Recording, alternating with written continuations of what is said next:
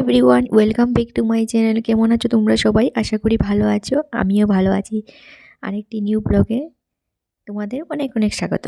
আজকে নিয়ে আসলাম নদীর তাজা তাজা বাঁশপাতি মাছ। কে কে এই বাঁশপাতি মাছ চেনো? অনেকে কিন্তু আছে বাঁশপাতি মাছ চেনে না।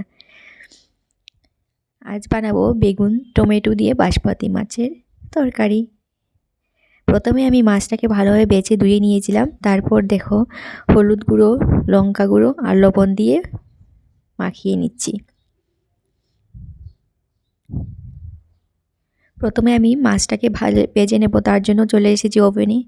কড়াই বসিয়ে দিয়েছি, কড়াইটাকে ভালোভাবে গরম করে দিয়ে দিচ্ছি তেল।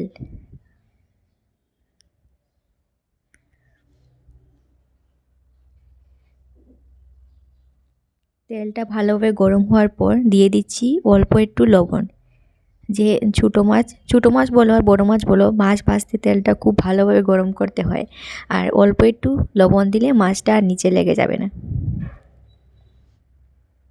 ভালোভাবে কড়াই চারিপাশে লাগিয়ে দিয়েছি। তারপর মেখে রাখা মাছটা এবার ভেজে নেব।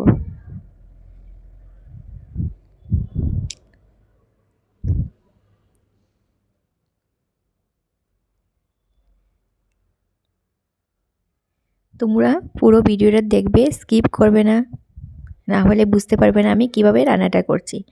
আর মাছটা ভাজা হতে হতে আমি চলে এসেছি বেগুনটা কেটে নিতে।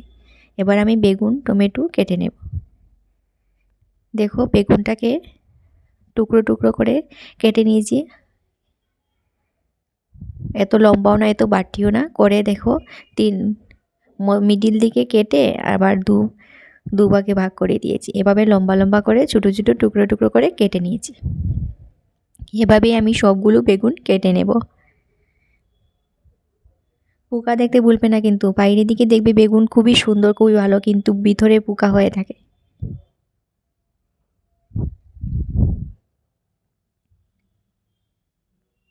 সবগুলো বেগুন কেটে আমি ধুয়ে নিয়েছি। এবার কেটে নিয়ে নেব পেঁয়াজ। এখানে আমি একটা পেঁয়াজ নিয়েছি, একটা টমেটো নিয়েছি।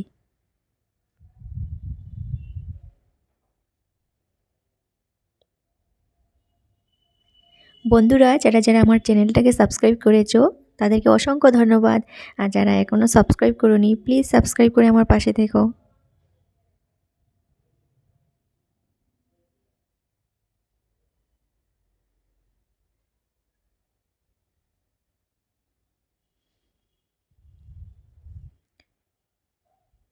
পেঁয়াজ কুচি করে কেটে নিয়েছি, টমেটোটাও একটু কুচি করে কেটে নিয়েছি। আর নিয়েছি কাঁচা লঙ্কা। কাঁচা লঙ্কার পরিমাণটা একটু বেশি নেবে, ছোটো মাছের তরকারি যেহেতু লঙ্কাটা একটু বেশি না হলে ভালো লাগবে না। মাছ ভাজার তেলে আমি দিয়ে দিচ্ছি আরও অল্প একটু তেল। দিয়ে দিচ্ছি ফোড়নের পেঁয়াজ কুচি, কাঁচা লঙ্কা। পেঁয়াজ আর কাঁচা লঙ্কাটাকে 1 মিনিটের মতো ভেজে নেব।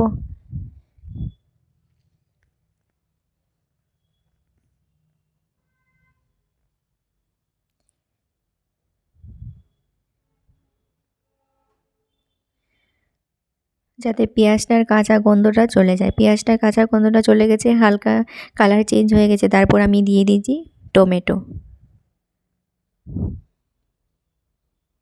টমেটোটাকেও হালকা ভেজে নেব।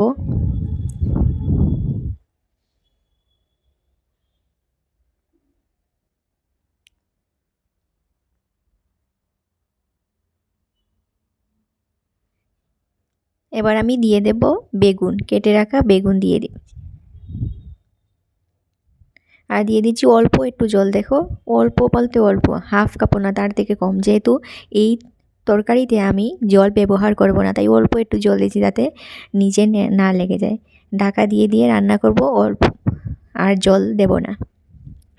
এবার সব মশলা দিয়ে দিচ্ছি 1 চা চামচ লঙ্কা গুঁড়ো, 1 চা চামচ হলুদের গুঁড়ো আর পরিমাণ মতো লবণ।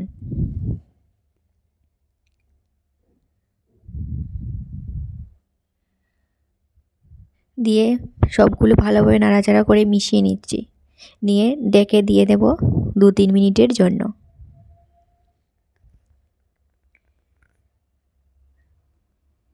2-3 মিনিট পর ঢাকা সরিয়ে আবারও নেড়ে চেড়ে আবারও ঢেকে রেখে দেবো আরও 2-3 মিনিটের জন্য। এভাবেই ঢাকা দিয়ে দিয়ে 5-6 মিনিট রান্না করলেই হয়ে যাবে। যেহেতু জল দেওয়া হবে না তাই ঢাকা দিয়ে দিয়েই রান্না করতে হবে। এবার আমি ভেজে রাখা মাছটাও দিয়ে দিচ্ছি, তাহলে মাছটাও ভালোভাবে সেদ্ধ হয়ে যাবে। মাছটা দিয়ে বেগুনের সাথে মিশিয়ে আবারও ঢেকে দেব 2-3 মিনিটের জন্য।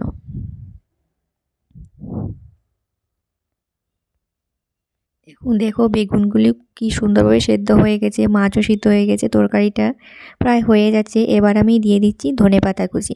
ধনেপাতা কুচি দিয়ে অল্প একটু সময় রান্না করলেই তৈরি হয়ে যাবে এই বেগুনের টেস্টি টেস্টি রেসিপি। তোমরা একবার ট্রাই করে দেখো, সত্যি বলছি দারুণ লাগে কিন্তু খেতে। নদীর এই বাঁশপাতি মাছ আর সঙ্গে বেগুন আর টমেটো, জাস্ট ওয়াও। এবার আমি আরেকটা পাত্রে নামিয়ে নিয়েছি। বন্ধুরা, ভিডিওটা তোমাদের কেমন লাগলো? যদি ভালো লেগে থাকে তাহলে একটা লাইক করতে ভুলবে না। আর প্লিজ কমেন্ট করে জানাবে তোমাদের কেমন লেগেছে, কে কোথা দেখে দেখছো। তা কমেন্ট পড়লে আমাদের ভিডিও করার উৎসাহটা আরেকটু বেড়ে যায়। আর যারা যারা কমেন্ট করো তাদেরকে অসংখ্য ধন্যবাদ। Thank you.